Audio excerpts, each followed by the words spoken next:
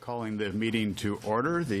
Welcome everyone to the 12th meeting of the Standing Committee on Government Operations and Estimates. We're convened today to deal with the study of the effectiveness of the Office of Small and Medium Enterprises and the Canadian Innovation Commercialization Program. And we'd like to welcome our witnesses today. Present with us is the Canadian Federation of Independent Business, Karine Pohlmann, Vice President of National Affairs. Welcome, Karine. And Louis-Martin Perron, Policy Analyst. Welcome. And by video conference from Quebec City in Quebec, the National Angel Capital Organization, Michelle Scarborough, co-chair. Welcome, Michelle. Can you hear me? I can hear you just fine. Thank you. Very good. Okay, thank you very much. So all our technical stuff is connected and working, and then we'll begin with a presentation from the CFIB first of all, and then we'll go to questions from the, or actually, how would committee members like to handle this? Do you want to hear both of the presentations first, and then we'll question? That's what we'll do then, in order of presentation, CFIB first, and then we'll ask Michelle Scarborough to give her presentation, then we'll open it to questions from the floor. Karine, the floor is yours. Thank you. Thank you for the opportunity to be here today. CFEB is a not-for-profit, nonpartisan organization that representing more than 108,000 small and medium-sized businesses across Canada who collectively employ more than 1.25 million Canadians and account for $75 billion in GDP.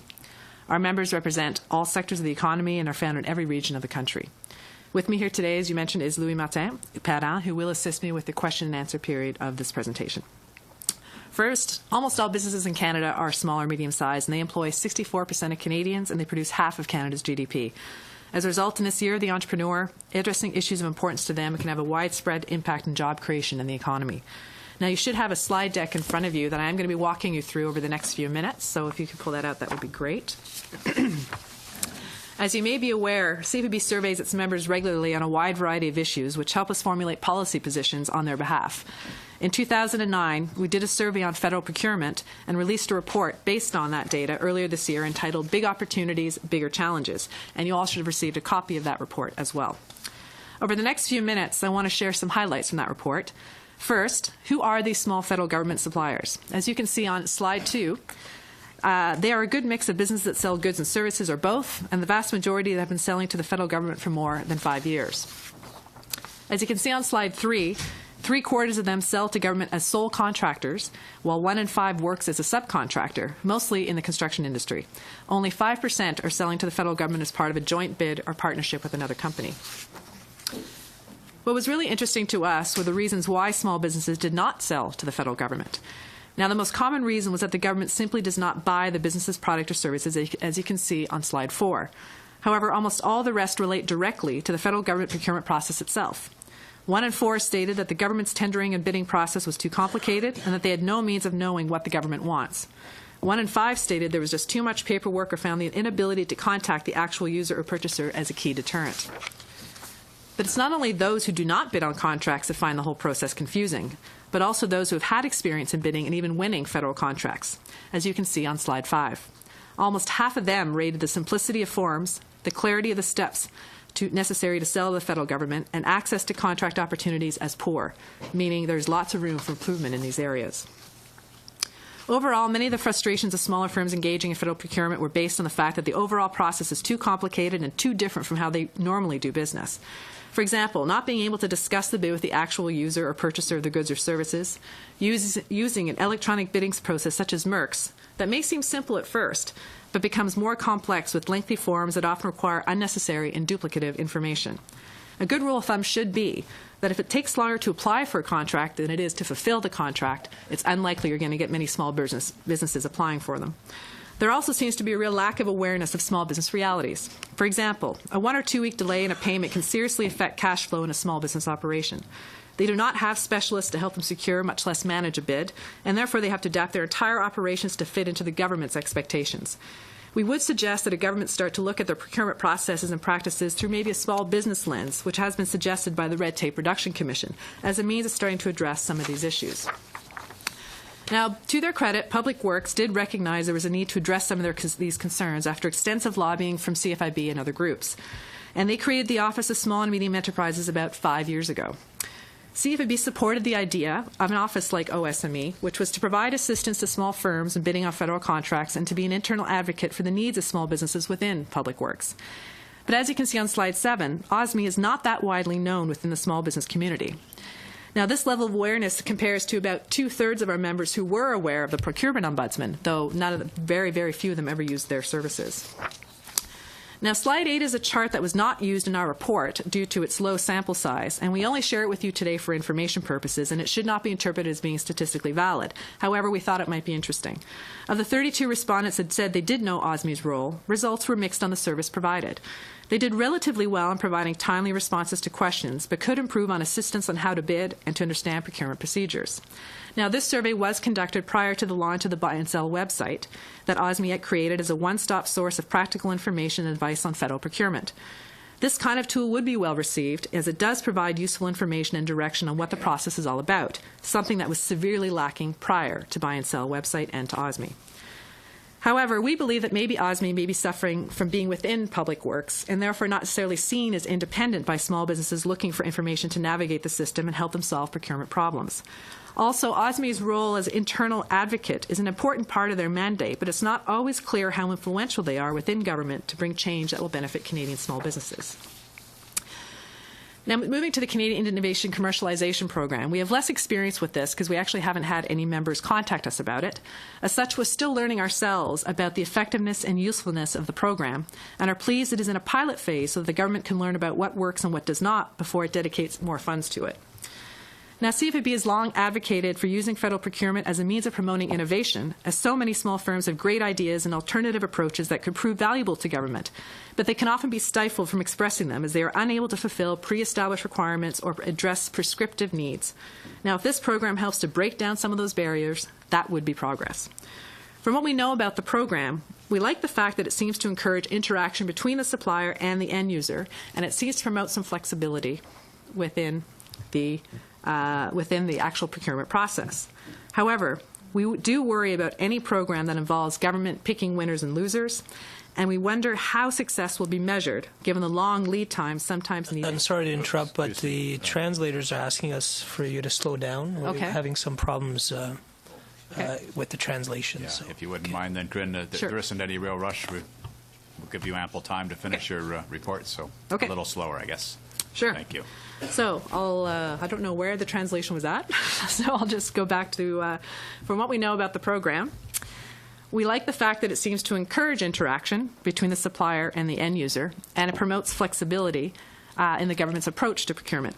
However, we do worry about a program that involves government picking winners and losers, and we wonder how success will be measured given the long lead time sometimes needed to get a product to market. Finally, we would also suggest following the recommendation from the recently released report of the R&D Review Panel to consider not just a push approach to the project, where firms go to the government with an idea and they determine whether it can be used within government, but also a pull approach, whereby government expresses a need and a desired outcome without getting too descriptive and allows firms to provide their suggested solutions without restrictions. So as you can see, our interest in federal procurement go well beyond OSME and CICP. And there's still work that needs to be done to make federal procurement more accessible to smaller firms. As listed on slide 10, we hear repeatedly from small companies that governments focuses only on lowest cost, which can be more difficult for smaller firms given their smaller economies of scale. In the private sector, many have been able to effectively compete with their larger counterparts, not so much because of price, but on other factors such as quality of service, reliability, and reputation. Some emphasis on value of the product or service would be welcome, as government may pay more upfront, but in the long run they may pay less as the value of the product or service is better and more reliable.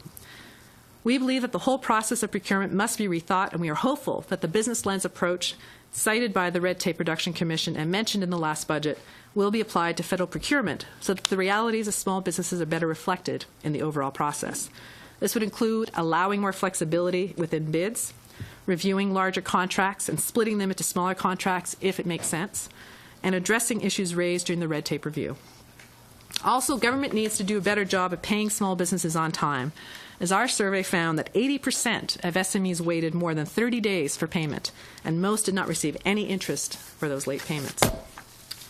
Finally, as listed on slide 11, improving communications with SMEs is also critical, and the OSME and Buy and Sell website are good steps in that direction, but still more needs to be done, as neither is that well known among small firms.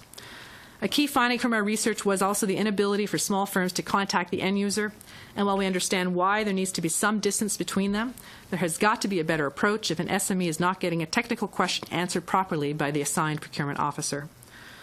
There also continues to be sector-specific issues in procurement that are threatening the livelihood of small firms. Most recently, there have been some significant concerns among those in the temporary help services and translation services, and there needs to be a better way for those specific sectors to address those issues directly with Public Works. We also believe that more data is needed to better understand procurement activities. It seems there is quite a bit of data already, but it's not always well used or understood. In this year of the entrepreneur, small firms continue to face challenges in trying to do business with the federal government, and we feel that the same issues we have been raising for years, for the most part, remain. The launch of the Buy and Sell website was a positive development, but small firms continue to find it difficult to maneuver through the process.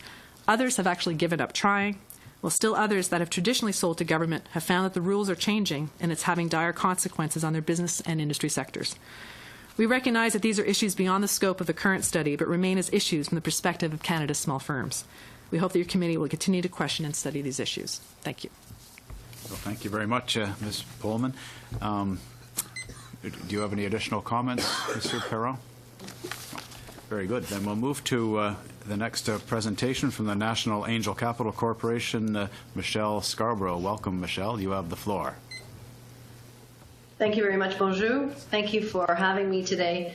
I'll keep my comments brief, and unfortunately, because of the timetable, we were not able to provide you with documentation translated in both French and English, although that is on its way. So the Standing Committee should receive that information shortly.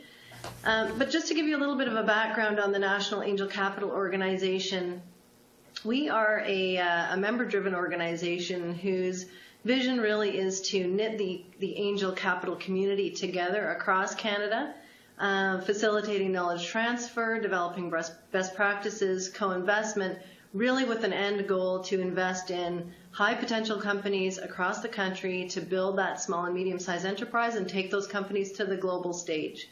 Our mission is to support angels as they foster the growth of the next generation of innovative Canadian companies at all levels. And we do that through 4 key areas, including professional development, communication, networking events such as the National Angel Capital Summit, which is taking place this November in Ottawa, and advocacy-related activities. We have a member base of approximately 2,000 angels, composed of both groups and individuals. And I just wanted to give you a little bit of a definition about what an angel is or who an angel is. An angel really is a person who provides risk capital to innovative startup companies, building a bridge between their idea and their commercial viability. So again, looking at how we invest in early stage companies and people with early stage ideas and help drive those ideas to a commercial entity, a company formation, and then take them all the way through the market.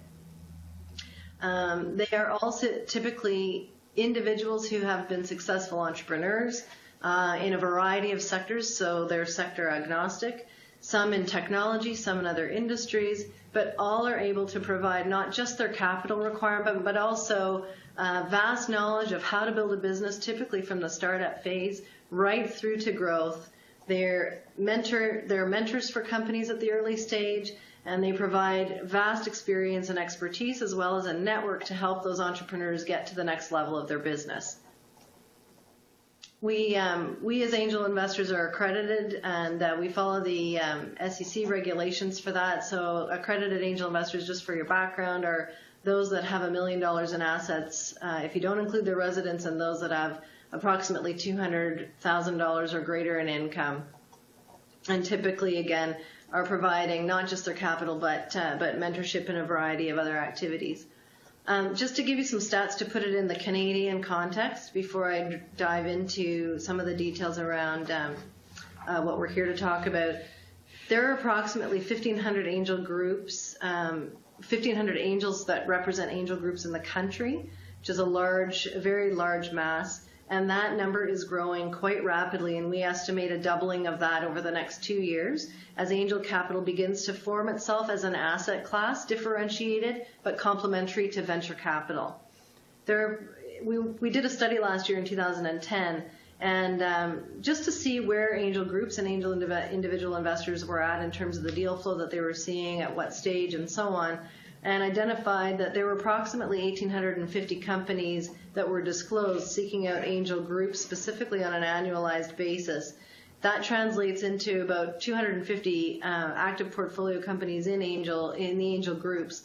And angel groups realistically will invest in 2 to 3, maybe 4 companies on an annual basis at approximately $1 million into each of those companies annually. So if you drive that number up, we're looking at about, over the course of the last 5 years that we've been able to measure, about $1 billion in investment going into those very early stage companies, and then again driving those companies to small and medium-sized businesses that are playing at the global scale.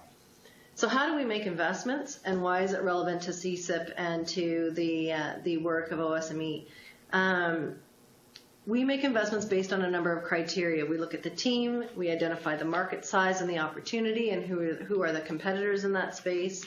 We look at a sales pipeline and how are we going to assist in investing in the company from a dollar perspective and build that company. How is the company going to operate and scale? And finally, and most importantly, who are their customers? How many do they have, if any? What are we going to do as angel investors to help drive that process of identifying customers, getting those first, second, third customers in the door, and then using those customers as leverage to then take the company out to the market in full force? We're in a high-risk business. Angel investing is high risk by its very nature. And getting that first customer validation, first customer traction is really important and key, oftentimes, to our first investment into a company. So it's not just about the company getting their customer base, but it's also about the fact that as angel investors, typically we look for that first customer validation in order to make the case to make the investment. So what has been the impact of OSME and CICP from our perspective? We have been involved in CICP and OSME across the country from a very small perspective. And I did a quick poll of some of our angel groups just to see where they're interfacing with the agency and where they are not. And it varies in terms of who is interacting with whom. But overall, and I can speak more specifically to CICP, CICP is being seen as a win for angel-led companies that are looking to identify customer targets in the government, and for a number of reasons, and I'll give them to you. The first reason that most people came up with, and certainly it's been my experience, has been to provide that reference customer opportunity for the small business at the beta customer stage. So this is not just important for customer validation and for the validation of the technology, but also from the standpoint that the Canadian government as a customer for a small enterprise carries a lot of weight when that company goes into the international marketplace for sales. So it does act as a very good validator for customers for the company as they're moving to identify other customer targets. And often there can be, in the case of convergent technologies, a cross-pollination between intergovernment agencies that can be facilitated by CSIP. And that, I think, will start to become a bit more enlightened as CSIP actually begins to grow and get over its baby steps. The other thing that this kind of a program does is it provides a gateway for a company that's at the early stages to identify, learn, and de-risk its own pathway to educate itself on how you sell into a complicated structure, a complicated organization. And I know OSME has been working hard at trying to fill that gap, and so has CSIP. There is more work to be done there, and there are a couple of things that are relatively straightforward, I think, that can be implemented that will solve that problem. The other two ways in which that these programs currently are helping small and medium enterprise once they've got an angel investment are two things. One, again, that early revenue, that early customer validation and market traction that becomes very attractive both to us as the angel investor and also to further customers. And also the validation of technology applications. And it was touched on by the earlier presenter, but really that is very important because validating the technology, not just from a push, but from a pull, but also from a push is very important. Companies don't need to spend a lot of cycles guessing. If there's a mechanism by which we can draw those two, the customer and the company at the entrepreneurial level together such that they can identify and work together on opportunities to solve real problems, that will make an enormous difference in how the programs of procurement work and ultimately what kind of companies can be generating massive growth for Canada and beyond. So my recommendations from the National Angel Capital Organization for OSME and CSIP really are to continue to engage us, which they are already, which you are, on the selection committees for the procurement program and at the advisory board level, which we're happy to play a role, and will continue to do so as long as we're asked. To work with the government to identify opportunities for small and medium enterprise to find solutions to problems. So, as I said before, build the network such that it's not just the entrepreneur coming to the government with a solution that may or may not be an appropriate fit, but also what is the wish list for some of these agencies, some of these government departments, and then how can technology companies and others around Canada work together through a network to build capacity and ultimately find solutions that are going to be beneficial to everybody and wins for everybody. It was touched on again by the previous speaker. There is a need for better promotion and better public relations around what the OSME and CSIP programs actually do. There have been some material steps made with respect to CSIP that I think have been very good in terms of getting out and promoting in small ways, but some sort of a partnership opportunity with agencies like NACO and others that can help get the word out in very tangible format to members who can then identify ways in which they can interface with these organizations and with these programs, really I think is going to be an essential driver of identifying how we can find the right fits and build some capacity. And finally, it's kind of a dual-pronged answer, but really a rolling process for companies to apply for CSIP, and if that's successful, ultimately what you probably will see is a knocking on the door to expand the funding into the CSIP program beyond the $40 million that's currently been allocated to ensure that program continues. So those are my remarks. I'm pleased to take any questions now, and I'll refer back to the chair. Okay, well, thank you very much, Ms. Scarborough. That was very interesting and very clear. We do have members of the committee from both the official opposition and the government side that would like to question both of the presenters, I'm sure. Beginning for the NDP, Mr. Alexander Bouleris. Oui, bonjour. Premièrement, merci beaucoup à vous deux d'être, vous deux organisations, d'être présents, à vous trois d'être présents. C'est très intéressant. Je voudrais commencer tout de suite avec les gens de la Fédération canadienne des entreprises indépendantes. Merci d'être ici. Et sachez que l'opposition officielle partage avec vous des considérations sur l'avenir des PME et puis la contribution également des PME dans l'économie canadienne et la création d'emplois. On a reçu la semaine dernière les gens d'une organisation qui s'appelle Canadian Business Information Network, qui était aussi relativement critique par rapport au bureau d'aide des petites et moyennes entreprises. Et je vais me permettre de citer rapidement un passage de leur présentation. Je voudrais avoir vos commentaires là-dessus. Il s'appelle cabinet. Les membres de cabinet voudraient que le mandat du bureau soit élargi de manière à en faire un organisme plus actif qui n'agit plus seulement comme agent de relations publiques, mais qui protège aussi réellement les intérêts des PME.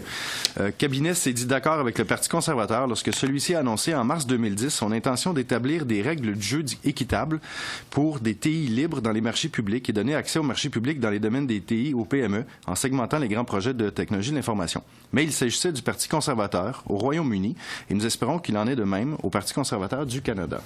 Alors, selon vous, est-ce qu'on devrait élargir le mandat du bureau? Est-ce qu'on devrait donner plus de moyens? Et puis, à vos yeux, est-ce que le bureau agit essentiellement comme un bureau de relations publiques qui donne de l'information ou qui devrait avoir un rôle plus actif, plus proactif? Well, one of the things we did mention in our remarks as well was that we do think, well, first of all, it's not very well known at all. So whether it's a PR office, I'm not sure, because there's only 5 or 6% of our members that are even aware that it exists. And these are the people that are actually involved in federal government contracts.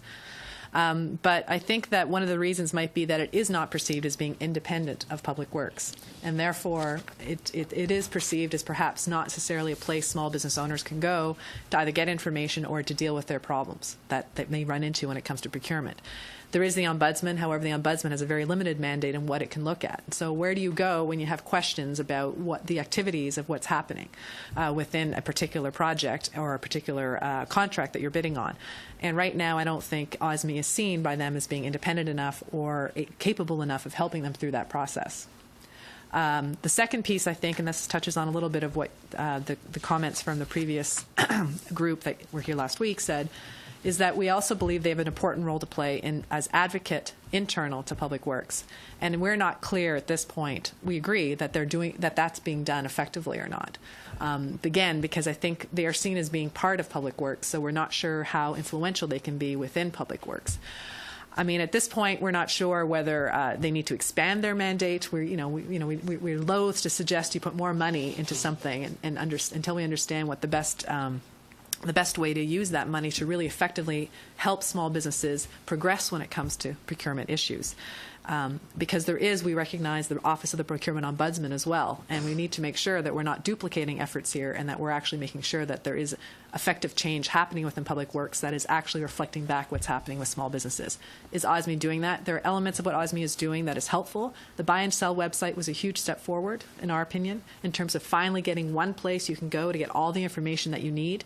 It's too new for us to know whether our members are using it or not, and that I do credit OSME with putting that together. But whether or not our members feel they're actually helping them to progress, that I think is debatable at this point. OK, merci beaucoup. J'ai une question sur votre présentation, très bien faite d'ailleurs, félicitations. Et il y a plusieurs choses qui m'ont étonné, dont le tableau numéro 2, où on a une jolie tarte qui nous dit combien de temps faites-vous affaire avec le gouvernement fédéral. Et on s'aperçoit que presque 85% des répondants de votre fédération ont dit que ça faisait plus de 5 ans. Et les moins d'1 an, c'est juste 3,5 %. Est-ce que c'est pas la démonstration que ceux qui connaissent les règles du jeu sont habiles et que la porte pour rentrer dans le système est compliquée, puis elle est presque fermée? C'est-à-dire qu'il faut se battre un petit peu pour rentrer. In this time segment. Yes. Yes. That was very succinct. That's about it for your time, Alexandra. On the government side, Mr. Jacques Gourde. Merci beaucoup, Monsieur le Président. Merci aux témoins d'être présents cet après-midi. C'est vraiment très important pour nous d'avoir vos commentaires. Ils sont très intéressants et surtout très appréciés de ce côté-ci. Madame Pollman, ma question s'adresse à vous. Vous avez fleuré dans votre présentation que pour aider les petites et moyennes entreprises, le gouvernement avait mis en place une commission de la réduction de la paperasse. C'était une suggestion qui venait de votre fédération. En parlant de suggestions, profitez donc de l'occasion pour dire quelle autre suggestion pourriez apporter à la commission de la réduction de la paperasse pour que celle-ci soit plus efficace, pour aider les petites et moyennes entreprises à être plus rapides puis sauver de l'argent. Well, certainly when it comes to procurement, federal procurement, I think the issue we've been dealing with for years has been the paperwork associated with it. When I said earlier, if it takes you longer to actually apply for a contract than it is to fulfill that contract, there's a problem. And I think that during the Red Tape Reduction Commission hearings, there were lots of small business owners that came forward to talk about. There was even one that brought an actual proposal with him and said that it was like this thick and that he has to fill this out every single time he tries to apply for a government contract. The information is the same every single time. There's ways that we can minimize this. A lot of the information is duplicative. Some of it's irrelevant. It's just making sure that everything is in there that has to be in there. There are lots of things that can be done to really simplify the process when it comes to government contracts that we don't think has been properly looked at. And I think one of the things the Red Tape Reduction Commission is looking at right now is this idea of a small business lens, whereby government departments are actually forced to look at new policies and programs and paperwork through the lens of a small business by asking a series of questions. We've seen this work effectively with the government of British Columbia. It is working within a few government departments already within the federal government, but it's very, very specific. But we think something government-wide, and especially a federal procurement, would be very useful so that people that are developing the policy and developing the programs and developing the proposals understand that when you look at it from the lens of a small business, some of it just doesn't make sense, and it needs to be rectified in order to make it simpler and easier for them to also have access to government contracts. They're not asking for special handouts. They just want fair access to these types of contracts. Vous avez également parlé que dans des appels d'offres, on ne devrait pas nécessairement tenir compte seulement de l'aspect du prix le plus bas. On pourrait tenir compte de l'historique d'entreprise et autres paramètres qui pourraient peut-être déterminer. Mais pourriez-vous aller un petit peu plus loin et élaborer sur ce que vous avez dit? Peut-être que ça pourrait apporter des suggestions intéressantes. Well, I think this has been something we've been hearing about quite a bit in the last couple of years in particular, that often we're finding small businesses are being rejected right off the start because they're not able to come in at the lowest cost. But what's not being factored into the decision-making is the other factors, such as reputation, reliability, quality of service, after-sales service, things like that, that could potentially make it actually, in the long run, cheaper for the government to go with a slightly higher cost contract. Small businesses are often not necessarily competitive on cost because of their smaller economies of scale, but they can be competitive on value. And that's simply what we're trying to understand. If there's a way that we can better measure that, I think it does probably change from commodity to service, and we need to sort of look at it from each one. But I think it's something that is important to recognize when trying to look at contracts. And it seems to us, anecdotally, that we're hearing more that small businesses are feeling shut out of the process because it really comes down now to lowest cost, and that's the only factor that is being determined as to who gets the final contracts. Merci beaucoup. Still about 1.5 minutes left, Jacques, if you or one of your colleagues would like to use it up. Une petite dernière question. Quand vous avez parlé qu'au niveau des petites et moyennes entreprises de votre fédération, les gens avaient de la difficulté à reconnaître le bureau et ils ne savaient pas nécessairement les services qu'ils pouvaient offrir. Est-ce que la fédération fait de la promotion du bureau de petites et moyennes entreprises? Ouais, on a un service où nos membres peuvent nous appeler pour des questions sur n'importe quel sujet, et puis on fait la promotion à nos membres qui ont des questions sur le processus, sur leur cas spécifique, sur n'importe quoi, en fin de compte. Et puis j'ai regardé aujourd'hui dans notre liste, et puis pas mal souvent, quand il y avait une question qui avait rapport avec l'approvisionnement, on faisait référence au bureau des PME pour avoir de plus ample informations quant à leur cas. Et à la suite, est-ce que les gens vous rappellent pour vous dire oui, ça a fonctionné, ou on a moins eu notre réponse? Généralement, si ça a fonctionné, ils ne nous rappellent pas trop souvent. S'il y a un problème qui reste à régler, ben peut-être dans ce cas-là, ils nous rappellent, mais c'est pas souvent qu'ils nous rappellent dans ce cas-là. Thank you, Jacques. Matthew Rabinat. Thank you, Mr. Chair. Thank you for the witnesses for being here. Very interesting presentations. Particularly interested by your comments on fairness, and of course there's a number of ways that fairness could be questioned.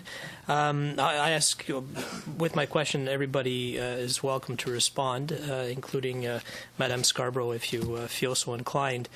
And a couple of ways is that we could build in criteria within a program or within a process which disadvantages automatically a certain size of business. But also we can talk about how small businesses are defined, or businesses are defined within OSME, for example. Now, they've chosen, rightly or wrongly, to define that by 500 employees or less. But I noticed export and Development Canada, on the other hand, and I can understand why there's so much confusion. So it doesn't seem to be the same definition of small businesses across the board. They use $20 million of business or less. So I wondered if you had an opinion on what would be a fair definition or a fairer definition of a small or medium-sized business. Well, I mean, that's one of the internal struggles is to understand what is the correct definition of a small or medium-sized business. We, at our organization, we use 20 to 50 as small, 50 to 500 as medium, and 500 over as large. And then we do have under 20, or, is around the micro enterprise size. And I think that it's important to identify that. And I think too often, especially once you get into the 5-person type of business, they're often not included in many calculations. They're often not included in many programs because they're so hard to get to, yet they represent 80% of all businesses out there in Canada. And so that can be, I think, sometimes when I read research reports or whatever from other organizations, it's often only with 20 and higher employees. And so I think that is also, when you get back to fairness, I think sometimes we neglect the fact that there's this large segment of the business population that is often not included when it comes to government programs or statistics or research that's being done out there, yet represent a significant proportion of the business community. And so when we talk about our membership, the average size of our member is about 14 employees. So, and that's actually a little bit larger than the average business out there in Canada. So, it's going up to 500 is, I think, is a fine for small and medium-sized companies. What I would be more interested in knowing is what percentage of the people they're assisting are in that 100 to 500 category versus those that are in the 0 to 20 category. And how does that reflect to the actual business population? I wonder, Madame Scarborough, do you have any views on that? Well, interesting. I was interested in hearing, because it's actually something that we also struggle with, but at the same time, we would consider a startup company with 1 to 2 employees a small business. And I know you're from the Pontiac, and a lot of the companies over on the Pontiac side would be considered a small business enterprise by our definition. And therefore, we would be looking to those companies to be fitting our criteria for investment potential, really. So a 500-person company, in our opinion, would be considered a large company, not a small one.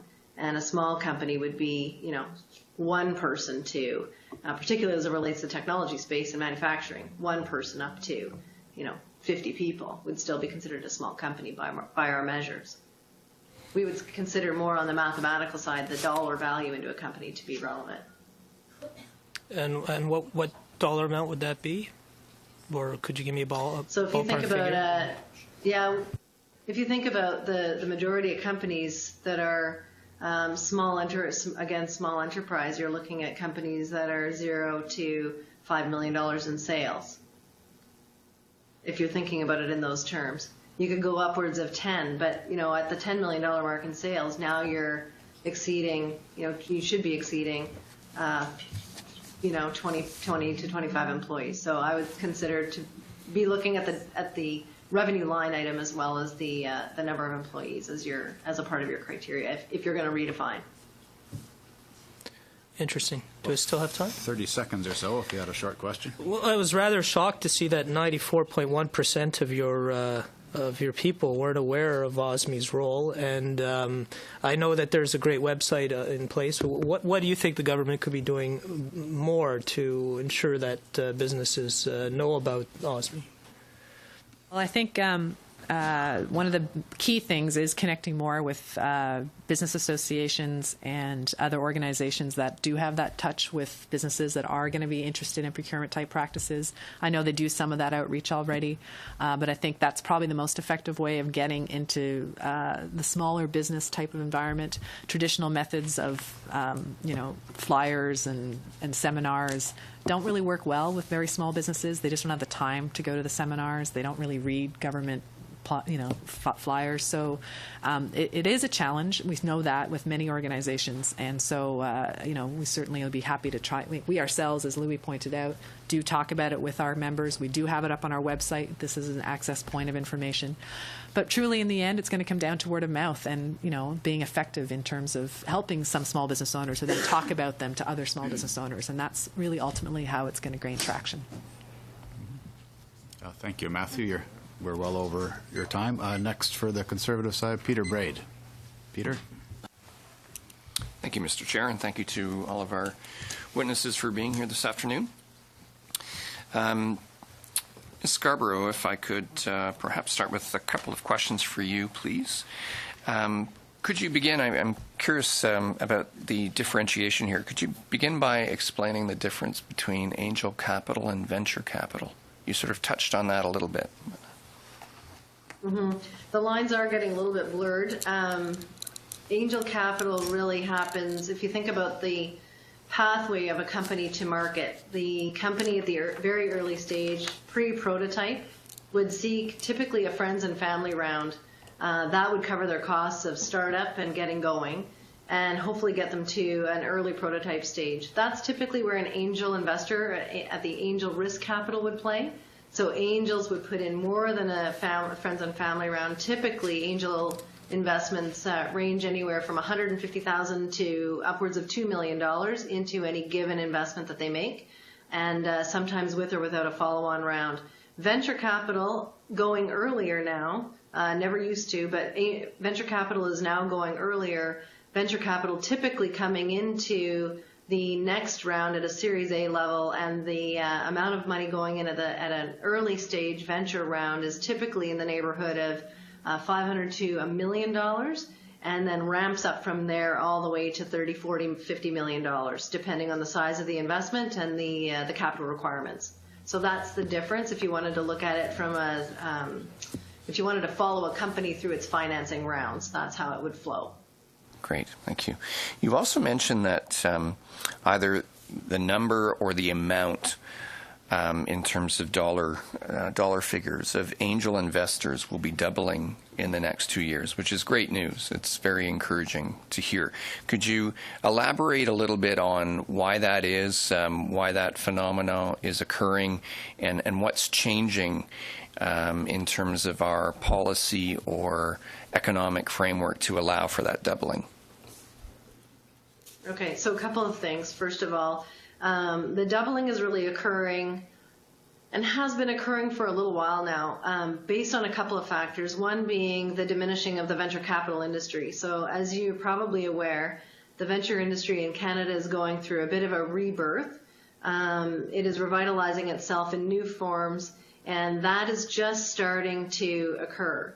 So what's happened is that you've got a lot of early stage technology companies in particular that are looking for working capital and risk capital at the equity stage to take their companies to the next level, and that venture capital piece of working capital that they would otherwise get is no longer there. So angels have been stepping into the gap and filling that gap.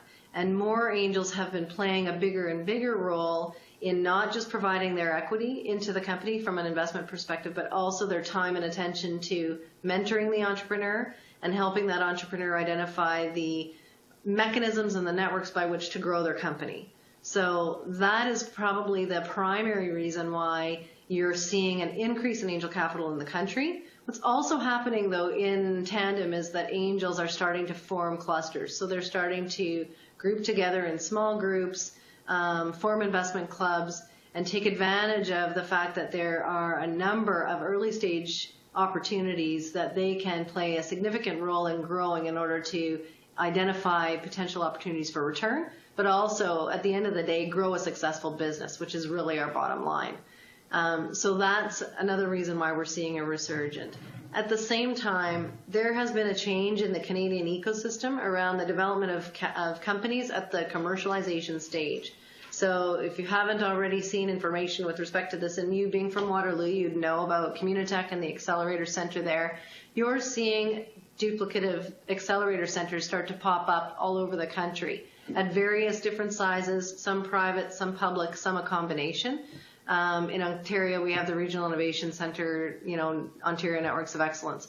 That whole ecosystem is helping to foster collaborative networks between very early stage companies at the prototype stage, entrepreneurs and angel investors who can all collectively come together for the purposes of making investments into those companies. So overlay capital requirements with a commercialization platform that's starting to take place across the country, and that's what you're seeing.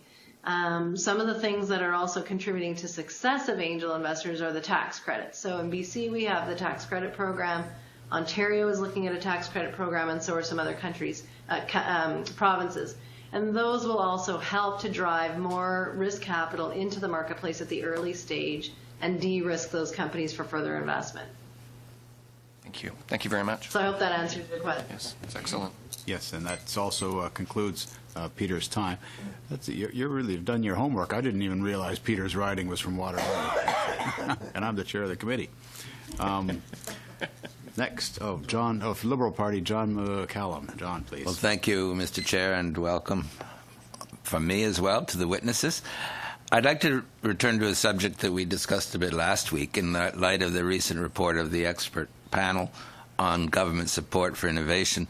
One of the key proposals was to have somewhat less money for tax credits, SHRED, and transfer that money into direct support or acquisitions, investments in commercializations through BDC. And I guess I have a double-barreled question. First to Ms. Scarborough. First of all, do you agree with that direction? And second, do you think BDC, as it now stands, is competent to do it? I mean, you could agree it's the right direction to go, but there's execution problems with the agent involved. I would suggest that I think that that's a very good direction in which to move towards. I think BDC is doing a great job of repositioning itself in the marketplace to be the bank for entrepreneurs. And so I would suggest that BDC would be the likely candidate to move forward with that agenda and make it happen. Thank you. They are doing the right things. I've been keeping track. Ms. Pullman, do you have a view on that? We're actually, given the R&D reviews output last week, we are actually going to be going back to our membership to find out a little bit more about their perceptions of what they're recommending. We are concerned because when you start directing money towards specific companies again, you're picking the winners and losers, and we're always a little bit hesitant about whether that's going to be helpful or not. And then a lot of companies that may be using SHRED effectively may no longer be able to access those funds. So we're not saying yes or no at this point. We are wanting to go back to those that are currently using SHRED and try to define better what it is, how they're using it, and whether the changes that they're suggesting would be beneficial or not to them. Ms. Scarborough, do you have any view on that? Because the only negative I've heard really is this business about government picking winners and losers. Is that an issue for you? I think that that really what the government needs to do is be fiscally responsible with how those dollars are spent. And if you have the right steward and you've identified the risks and you've been able to mitigate those, then from the perspective of an entrepreneur and certainly from an investment perspective, then we would be on side. I'd want to make sure that the risks were mitigated, but otherwise I think it's fine. Okay, Ms. Pullman, you seem distinctly lukewarm about OSME. And I find that an astounding statistic. Only 5 or 6% of your members know about it. Now, is this the universe of your members or the ones that are into procurement? That would have been the ones that are actually doing procurement. Well, that's amazing, I think. Do you think small business would suffer if OSME disappeared from the face of the planet? Probably not. Having said that, I think that, we were advocates of an office like OSME, and I don't want to be put out there saying they shouldn't exist. They don't, they're not doing good work. I think they are trying. The problem is they're not well known. Perhaps they're not structured the right way. Perhaps being internal to Public Works isn't the best approach. However, there is a dire need for some sort of group within the government to help small businesses through this process because it is so incredibly complex. And right now, OSME is that only option. Ms. Scarborough, do you think anything bad would happen if OSME disappeared? I have to be honest with you. I don't know enough about what OSME is doing at the regional level in order to be able to make that comment. What I have heard from from the members of the organization is that they are not interfacing with OSME at the regional level very much at all. And so my recommendation to you would be to consider, how can, if OSME is going to exist, how can it interface directly with people in the communities in which they're residing, such that they can be better advocates for those companies that are in the industry of wanting to do procurement. I have one last quick question. 45 seconds, John. If not lodged in Public Works and if not disappeared, where should it be, OSME? Well, one possibility, if you want to be independent, is to look at the Procurement Ombudsman's Office. I heard the suggestion, somebody last week, I think, mentioned industry as a possibility. Honestly, I don't know if that would be, I don't know if it would have that much more exposure through industry than it would through Public Works. Okay, thank you very much. Okay, thank you, John. That's just about right for time.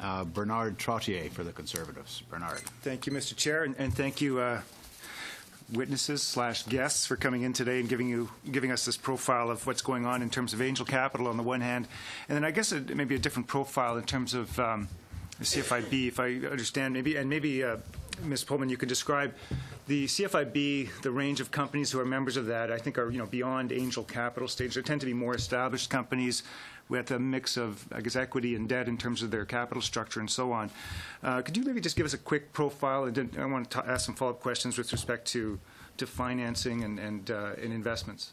Yeah, no, our membership is pretty much a reflection of the business population in Canada. It's every sector of the economy, every region of the country.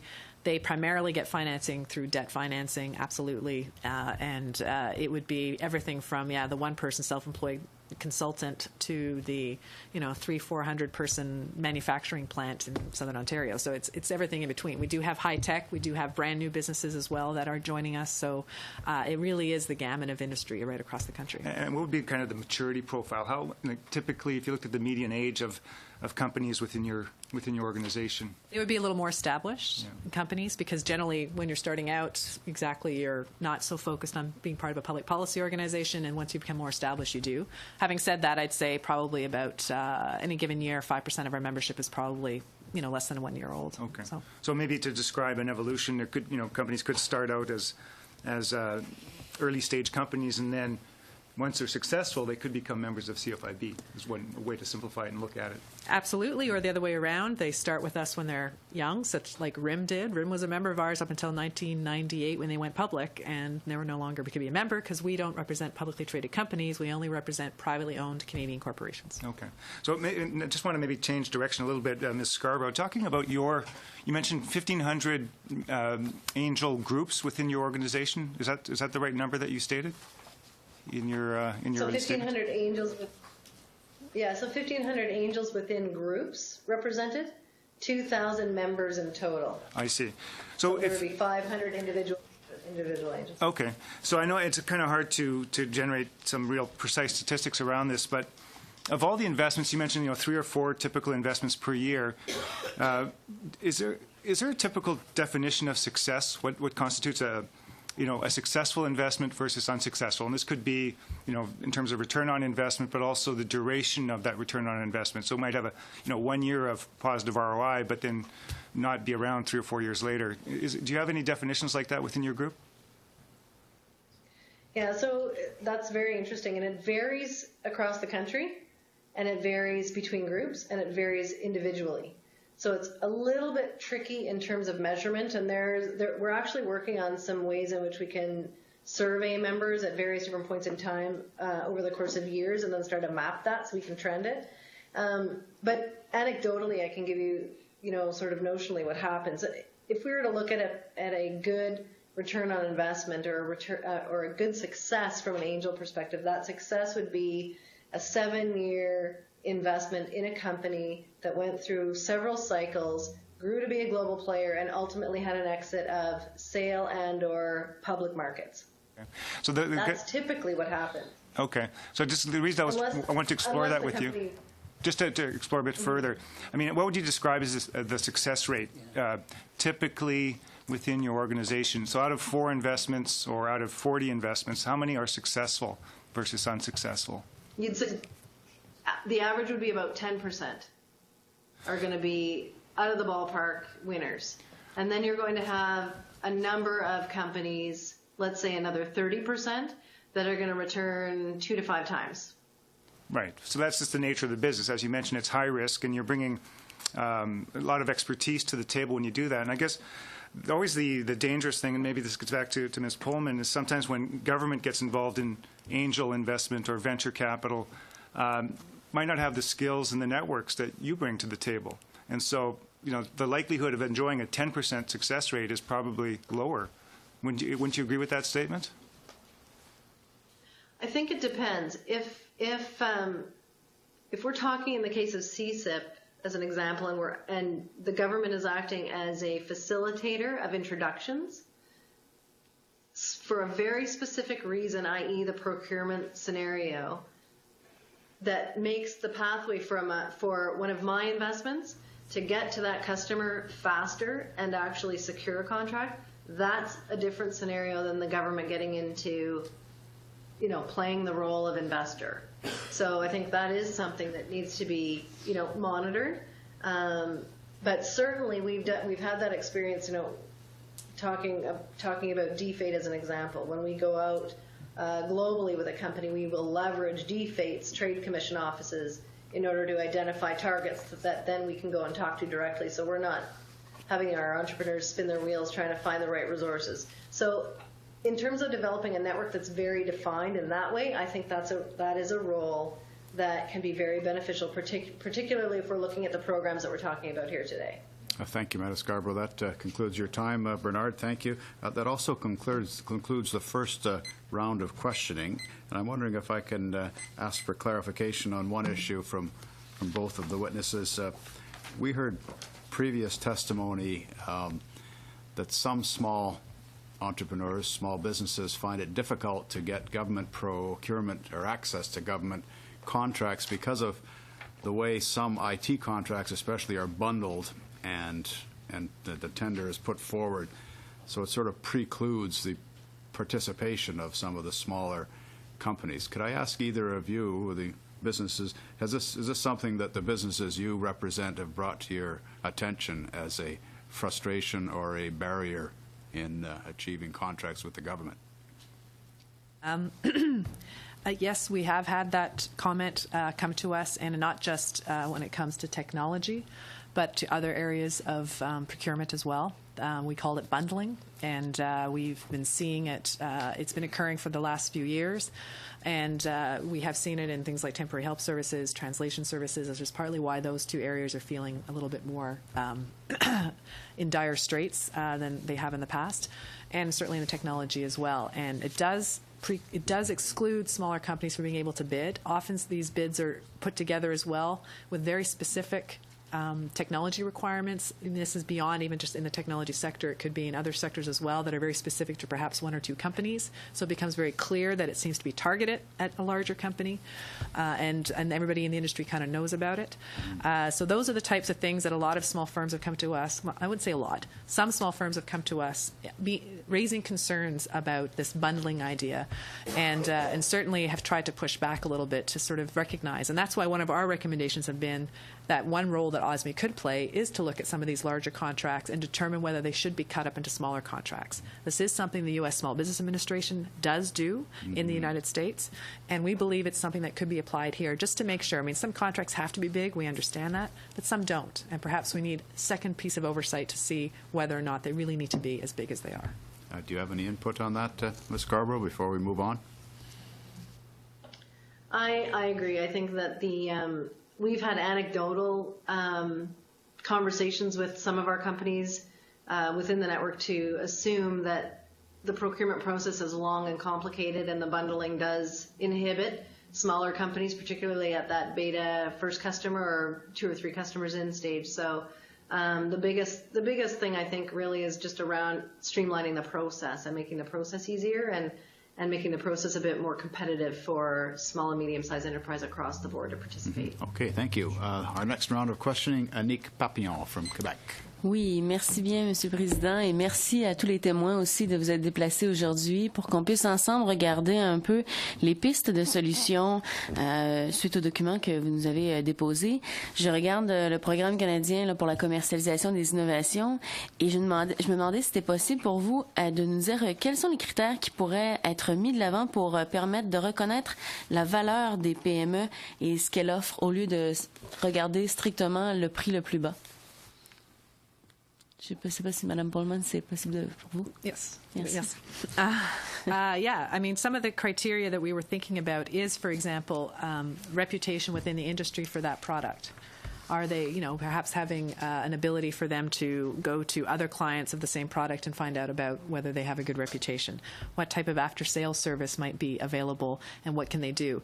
We have a really good example of a member of ours in northern Alberta who is in a little town just outside of Wood Buffalo National Park. Wood Buffalo National Park is a federal park. At the time, the National Park System had a contract with Dell out of Texas. The main office in Wood Buffalo National Park systems went down, and this small company in the Fort Chipewyan town outside could have gone in to fix it. They were a computer consultant, happy to do it. However, they had to wait 3 weeks for someone from Texas to fly up to Fort Wood Buffalo in order to fix it, and because it was on contract and may have cost a little bit less, but ultimately they waited 3 weeks to get it fixed, whereas our member could have done it in 48 hours and it would have cost a little bit more, but it would have been done. But these are the kinds of things that we're talking about. It's about looking sometimes at whether or not there are other things you need to factor into the equation, such as proximity to where the product is being are serviced, and so on. So I think those are some of the things that are often neglected when it comes to looking at these larger contracts. Très bien, merci. Donc, la proximité et le fait que si on est capable d'offrir le service ou non, finalement, permet de regarder ça. J'aimerais aussi savoir quelles exigences demandées par le BPME causent des problèmes, en fait, pour les PME. Je ne sais pas si vous avez des exemples à nous dire là-dessus. On sait qu'on a reçu un organisme qui parlait des demandes de référence qui étaient déraisonnables et des exemples comme ceux-là. Est-ce que vous en avez à nous faire part? Reference requests from OSME or from the OSB. From OSME? There were reference requests from OSME? Not entirely sure. Yeah, I'm not sure. I mean, OSME, my understanding, OSME is there to help facilitate and people to go through the contracting process. Whether we have not had any, I mean, all we know, we don't know, our members are not really using OSME in that capacity. So we hopeful when they do use them, they're able to get some of that information from them. But OSME, from what I understand, isn't the one requiring references. They're just sort of acting on behalf of the government and trying to facilitate for the small business owner. I don't know if I'm answering your question appropriately. Mais en fait, s'il y avait d'autres exemples, vraiment des exigences demandées par le BPME là, qui causeraient des problèmes aux PME lorsqu'elles soumissionnent, s'il y a d'autres exigences peut-être déraisonnables qui défavorisent les PME. Est-ce que vous avez quelques exemples à nous faire part là-dessus? Bien, il y a une exigence qui a été offerte, qui a été demandée dans un contrat, quand on parle de bundling tantôt, là, qui était offerte dans un contrat pour un département pour le service de traduction. Et puis c'est un grand contrat. Et puis il voulait que la compagnie qui gagnait voulait un service de TI qui était même meilleur que celui qui est offert aux fonctionnaires en ce moment. Qui avait plus d'aspects et puis plus de fonctionnalités que celui qui est offert au gouvernement. Et puis, on a eu plusieurs commentaires de nos membres qui étaient intéressés à soumissionner au projet, qui trouvaient cette demande un peu trop ridicule parce que le service était quand même le service de traduction. Et puis, ils pouvaient quand même faire le service, mais les exigences étaient un peu trop poussées. Est-ce que vous pensez que ça l'a disqualifié même? Mais ça a découragé. Pour le moins. Disqualifié, je ne sais pas s'ils ont même soumissionné pour le projet, donc c'est une question. Oui, d'une certaine façon, peut-être.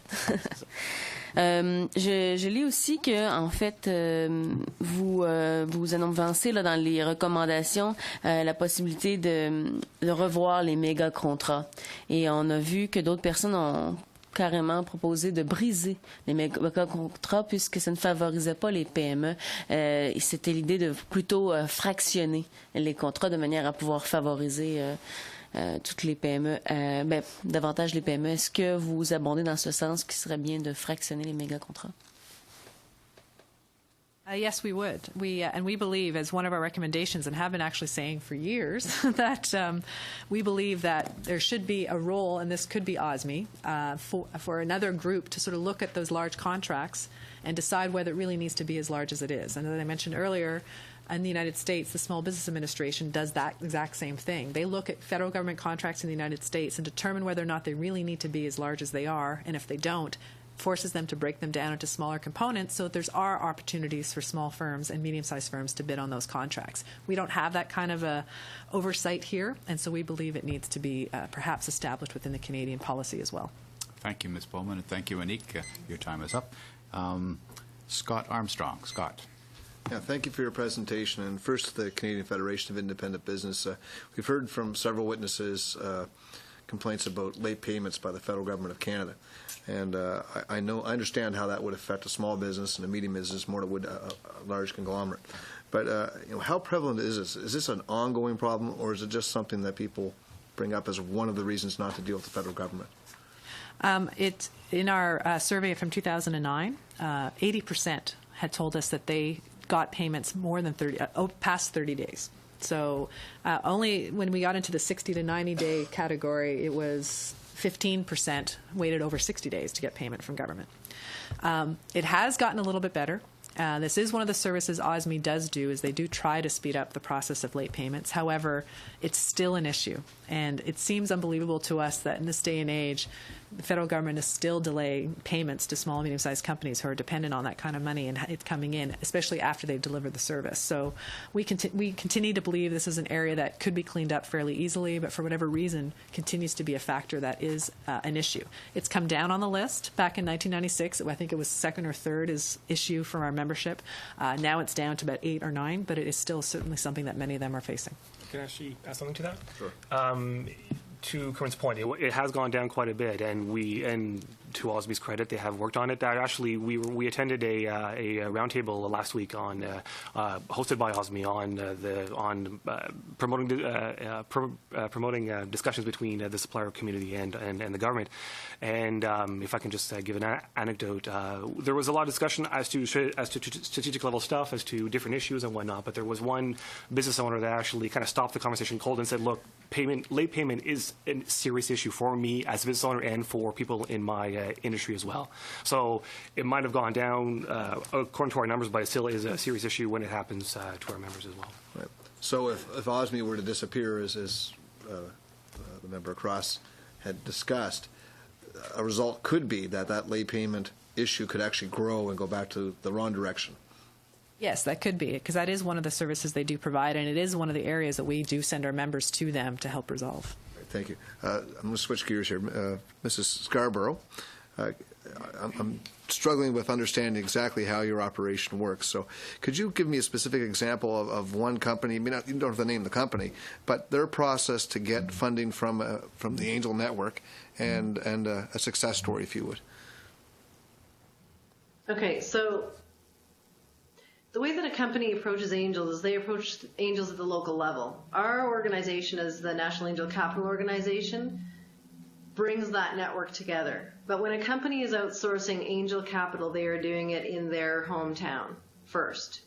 Then they would come to the National Angel Capital Organization if they needed two things. One, their angel that's made an investment in them wants to co-invest with others, or they're looking for increased amount of capital, or they want to spread the word about their business, and they want angel co-investment from across the country or from specific angel groups that have expertise in their area.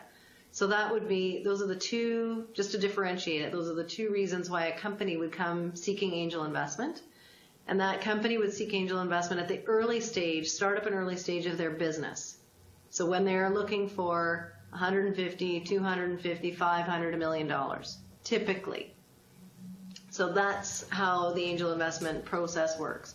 A success story for an angel investor would then be, I'll give you an example, my own example. So I made an investment of $150,000 into a company. That company was in a very competitive space. Myself and the angel investors that I was working with identified some key customer targets for that company. We drove with the entrepreneur to achieve on the sales results. That company achieved about $25 million of sales and subsequently was sold. The founder of that company has become an angel investor, and a serial entrepreneur is now doing it the second time. So if you wanted to come full circle, that would be the success. Great, thank you. You talked about how a lot of these companies, even if they have a very successful product or will have a successful product, have trouble getting that first client, that first high-profile client. Can you tell us how pivotal is it for these companies to get the Government of Canada a procurement contract as their first? Does that really give them a leg up on the whole industry? So as it relates to let's talk about it in the context of a company who is going to be making a product or services specific for the government. Like an enterprise solution, software enterprise solution, let's use that as an example. So if a company has the Canadian government or an agency of the Canadian government as its first customer or second customer, that pays huge dividends to that company then being able to go out and use that reference client to secure further clients, particularly in the international marketplace, as opposed to a very small firm in their backyard. So think about it in terms of the ability to scale. If I'm a company and I have a large contract with a large customer, and I can prove that my technology works, is secure, and is meeting the needs of that customer, then I can secure larger customers on a global scale. I can grow faster and actually scale my business faster as a result. Thank you. Thank you, Ms. Scarborough. We're well over time, but that's very interesting. Maybe you can add to that in answers to subsequent questions. The next questioner for the NDP, Matthew Ravenot. Monsieur le Président, finalement, on va partager notre temps, si possible. Donc, Alexandre voulait commencer. Use your 5 minutes, however you like.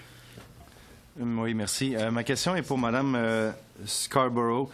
J'aimerais mieux comprendre les activités de votre entreprise, votre fonds d'investissement. Je pense une PME qui essaie de se lancer en affaires, de partir.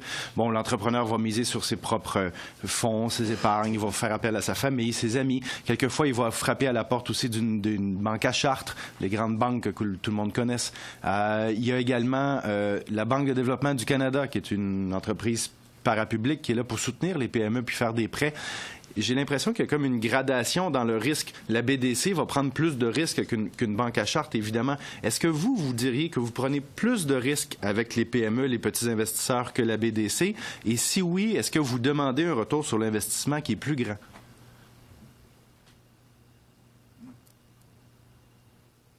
So I think we're talking about apples and oranges here. Let me reiterate what the organization does. So if we're talking about the National Angel Capital Organization, it's an organization that represents angels across the country. That doesn't mean that the organization makes investments. The angel investors make investments. We have nothing to do with that. That is not the role of the organization. So we will help those angels identify ways in which they can develop best practices around how to make those investments, but we do not get in the way of them making investments. That's a individual and or angel group decision that is totally independent of the National Angel Capital Organization specifically. So I hope I'm clear with respect to that. As it relates to BDC, BDC's role is to be the bank for entrepreneurs and to facilitate that through its lines of business. And so angels work complementary with BDC, and we have a very good working relationship with the BDC at the National Angel Capital Organization level, and BDC is forging great relationships with angels across the country through a variety of mechanisms that they are employing. So I would suggest that we are becoming very good partners, BDC and the National Angel Capital Organization and the angel members of the organization. Merci. I hope that answers your question. Donc, j'essaie de comprendre comment la grande majorité des entreprises ont déjà eu affaire avec le gouvernement pour plus de 5 ans. Et puis, c'est un commentaire qui a été soulevé lors de la dernière rencontre. Et puis, un défi, c'était l'absence de reconnaissance du nom et occasion d'offrir des services au gouvernement pour des PME. Et puis, le cabinet, je retourne au cabinet, disait que les fonctionnaires en quête de solutions se tournent souvent vers les entreprises connues plutôt que de faire appel à des fournisseurs canadiens plus petits. Par exemple, et aussi, les fonctionnaires ne sont pas obligés de chercher des solutions innovatrices qui pourraient être fournies par les PME. Il est plus facile pour eux de retourner aux entités connues, établies de longue date, que sont les grandes sociétés. Est-ce que vous êtes d'accord avec cette perception-là?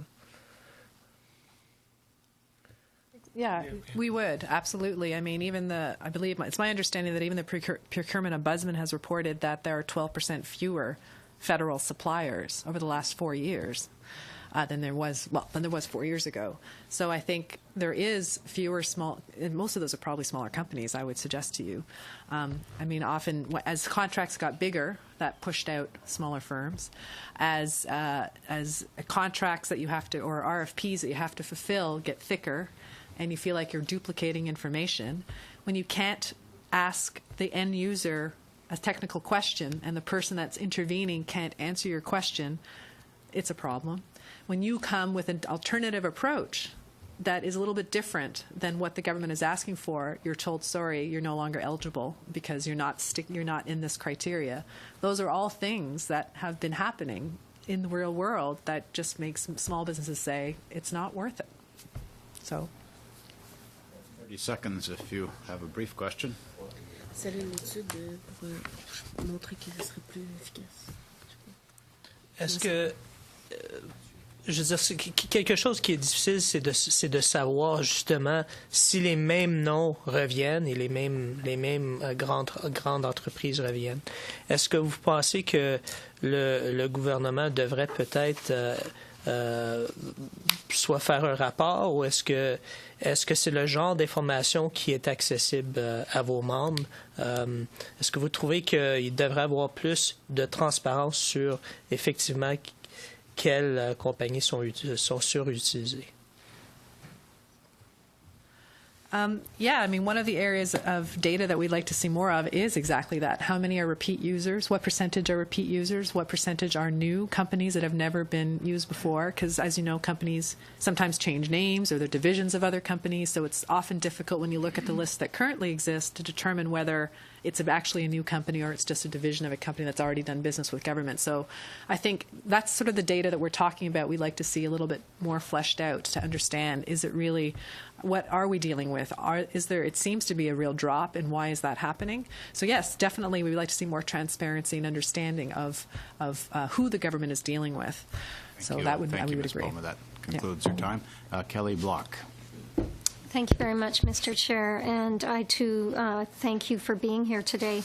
Last week was Small Business Week, and so we had an opportunity to recognize the hard work and dedication of small businesses and entrepreneurs and how much they invest in our economy and contribute to our economy. And so I want to make sure that my question is received in the spirit in which it's intended in terms of supporting small business. And I want to get to the recommendation that you have in your presentation regarding reviewing mega contracts to determine if they're necessary.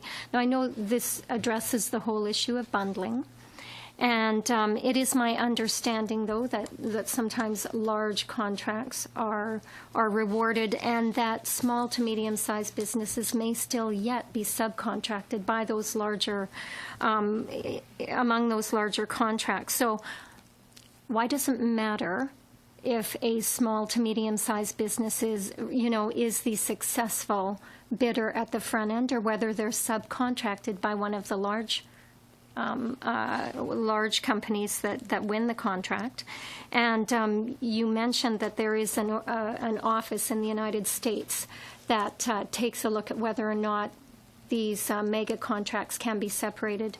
What is the criteria that they would use to do that? So those are my two questions. So on the first question, certainly there is evidence that subcontracting happens. It is primarily in the construction industry, however. So, I mean, the amount of goods and services the federal government purchases in a year, $15 billion, I think some of that should be accessible at a fair and equal in a fair and equal way to small and medium-sized companies as well, and they shouldn't only be subsumed to be subcontractors, larger companies. Part of that is, as we're talking about today, to encourage growth of entrepreneurship. We believe, of course, that the federal government, through its procurement program, can not only push innovation, but it can also push entrepreneurship. And I think that that you need to do that. The only way you can do that is if you make sure that those contracts are accessible to companies who want to bid. And we think too often, I don't want to say it's happening all the time, but there are instances where these bundling contracts are coming out, and we're not really sure why they've decided to sort of bundle them in together as they have. And we have seen anecdotally over and over again that it doesn't necessarily mean the government's going to save money in the end. So that's, I think, the answer to your first question. The criteria the U.S. uses, not 100% sure. We can look into it and get back to you. But part of it, my understanding is that they basically take a look at, is this type of product or commodity or service available, and can it be delivered by smaller companies as well? So they look at the market, what's out there, or is it something that can only really be delivered by maybe 2 or 3 large companies? Defense contracts are the ultimate example. Generally, those have to be big. There are only so many companies that can actually bid on them. But a few years ago, there were bundling of office furniture contracts. There was bundling of office products, and these are things that don't necessarily have to be bundled. There are lots of companies across Canada that are capable of delivering those types of services. So I think that's what we're talking about. It's about looking at what the market can deliver, and if there is smaller companies out there that can deliver it, then it makes more sense to perhaps try to break it up a little bit. Ms. Scarborough, do you have an answer for either of those questions? I think that really the bottom line is that you've got to understand the whole process by which procurement happens, and then as far as bundling goes, I actually agree with you that in certain cases where there's a large contract, you could set up a system. I don't know how you would do it, but you could set up a system whereby a large company, works with several small and medium-sized enterprise to collectively bid on the contract. I mean, you could set up a system that effectively does that also, and that may be part of the problem or a solution. And then in addition to that, if there are efficiencies, I would suggest, in the government process by which companies can bid and be successful, at least in the bidding process, then that may affect the desired outcome of having those companies have the ability to have the government as a customer. Okay. 30 seconds, Yep. Kelly? Okay, thank you very much. Next, the Liberals, John McCallum, your turn again. Thank you. I just have one remaining question. Are you aware of how this U.S. agency, the U.S. Small Business Administration, functions, or anything about it? Well, they're an agency of the government that looks at, they basically are sort of the oversight body of the federal government in the United States to make sure that policies that are concerning small business are being applied across the federal government. So there are things like there's a Regulatory Accountability Act that has to take into effect among various government departments in the United States that they're looking at the impacts on small business. So they kind of administer those types of things. Plus, they do a lot of research on small business in the United States. So. I guess I'm wondering, given, as I described, your lukewarm view on OSME, whether there are any lessons for how OSME could be improved, either from what they do in the U.S. or other countries. Absolutely. And I think, that we have been advocating for this idea of having perhaps OSME be the body to look at the bundling project, for example, making sure that the contracts aren't too big and advising government that they need to cut them back, or advising departments that they need to cut them back. So yes, definitely we are trying to use that as an example of how we could perhaps improve on making procurement more accessible for small firms in Canada. You mean how you could use your knowledge of what they do in other countries? Well, specifically in the United States. I have less knowledge of other countries. So maybe if we're interested in how OSME should be improved, we should look partly to the U.S. experiences. On that particular area, yes.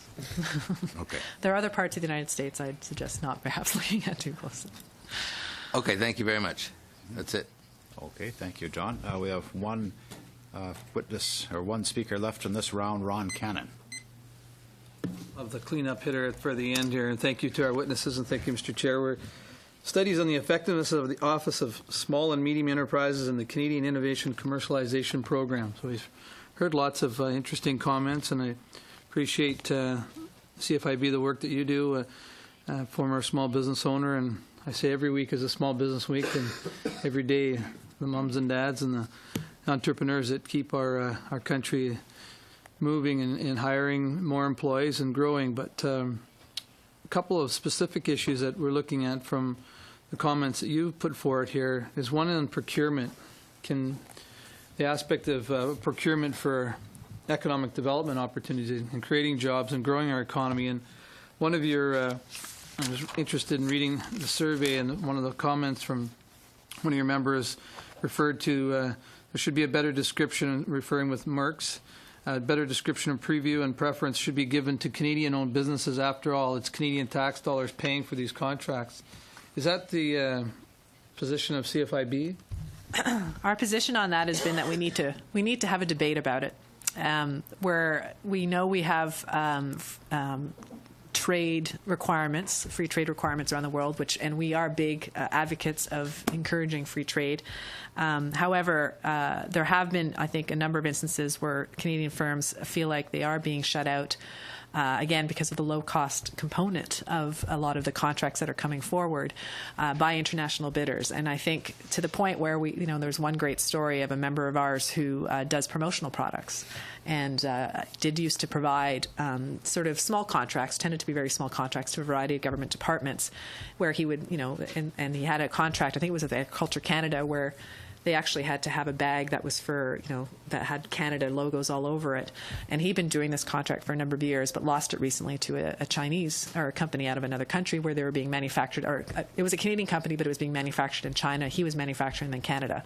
And basically, as part of that, in the final product that he eventually saw, they actually were told that they could take out the Made in China logo that was actually in the bag, so that it didn't be, because it was supposed to be a Canadian product, but ultimately it was manufactured in China.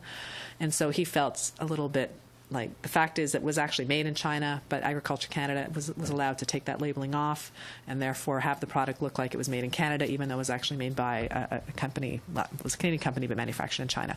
So those are the types of, I think, struggles that our members are facing when they feel like they're creating jobs and keeping jobs in Canada and paying taxes in Canada, and they feel sometimes that they are competing with these companies that are perhaps in other countries, and the company leaves the country.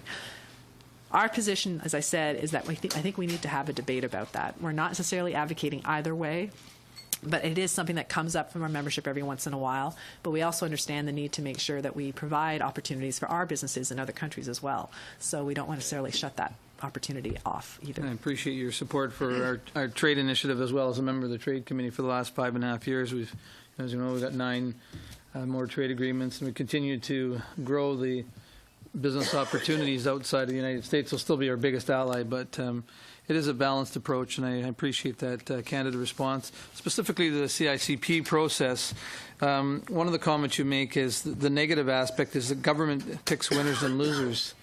Do you have a recommended process or an alternative selection process? Well, it's always tough. And I mean, in this one, I have to say, we haven't made our final decision on CICP either, because we'd like to see what the outcomes are. And we are pleased it's not a direct subsidy, because that would have been more difficult for us. Rather, it's just paying for the testing, which we think is a better approach. But we are concerned, of course, always. It's always risky when governments get into this game of picking the winners and losers. And from my understanding, and I'm not super knowledgeable on the program, it does sound like they try to take an independent NRC and have them go through the whole process for them. However, ultimately, somewhere down the road, we get calls from a member who was just off the list, or their competitor got in and they didn't. And this is the part where it can be a bit more troublesome as to who gets it and who doesn't. And governments, should they be in that game, is always a question.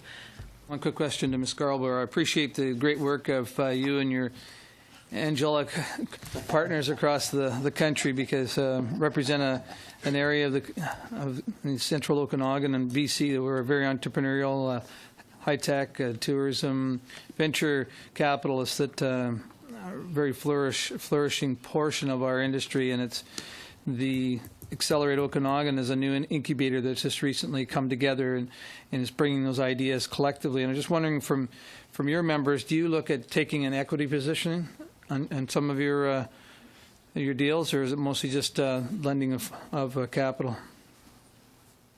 So angel investment is all about equity, typically. There are angels that like convertible debentures, but any of the deals that I've done as an angel investor, if I use myself specifically, have all been equity, typically not on the convertible debenture side. And there are ways in which angel investors will go into certain investments depending on the risk, depending on the team, depending on the technology, the stage of innovation that it's at. Are they, commercial or are they not? And so they will, as individuals and as a part of a group, if they're operating as a part of a group, they will make decisions as to how they want to run the term sheet and how they want to make their investment predicated on a number of those factors. I mean, just remember, buy and sell gc.ca. I got to get that out there as much as we can. All right. Thank you very much. Thank you, Ron. Thank you to both of our witnesses. That concludes our second round, and I believe there's no other interest in questioning. So if you had any closing remarks, either of you, we would welcome that. Failing that, we'll just thank you both for giving up your time today to be with us. We found your presentation very useful and very valuable. Thank you very much for being with us today. Thank you. With that, I'm going to suspend the meeting for 1 minute, and then we have one item of committee business, if we could ask members to stick around, please. We're suspended, and the witnesses can excuse themselves.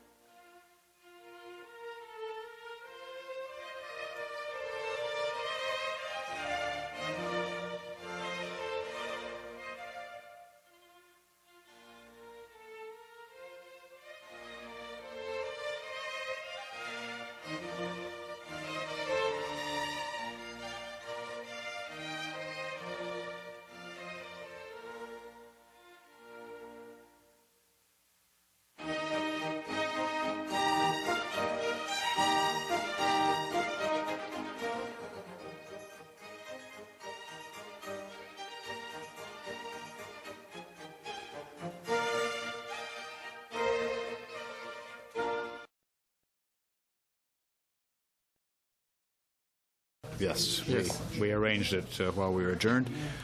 The only item of business then is a notice of motion from, I'm sorry. We're in camera. I'm sorry. Yes, we just went in camera. Sorry about that.